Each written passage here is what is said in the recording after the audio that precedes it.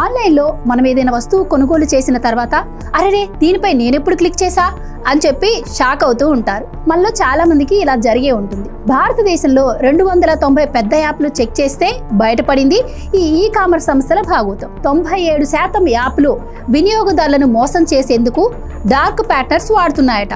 అసలేంటి dark patterns? దీని వెనక పెద్ద మతలబే ఉంది. మీరు కొనకూడదు అనుకున్నా కూడా బై ఆప్షన్ ని పెద్దగా చూపించి క్యాన్సిల్ ఆప్షన్ ని చిన్నగా చూపించడం, ఫ్రీ ట్రయల్ తీసుకుంటే ఆటోమేటిక్ గా అమౌంట్ కట్ అయ్యేలాగా ఈ యాప్లను డిజైన్ చేస్తారట. అలాగే ఈ నోటిఫికేషన్లు, టైమర్లు చూపిస్తూ కస్టమర్లపై ప్రెజర్ కూడా చూపిస్తూ ఉంటాయి. మీ అనుమతి లేకుండానే మీ నిర్ణయాన్ని మార్చేందుకు యాప్లు ఉపయోగించే మోసపూరిత డిజైన్ టెక్నిక్ అన్నమాట.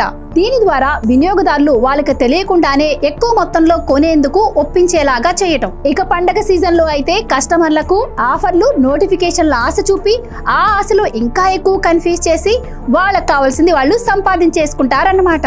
ఒక్క భారతదేశంలోనే $125 బిలియన్ వ్యాపారాన్ని ఈ కామర్స్ సంస్థలు చేస్తున్నాయి అంటే ఆలోచించండి ప్రజలను ఈ యాప్లు ఎంత పెద్ద బకరాలను చేస్తున్నాయో.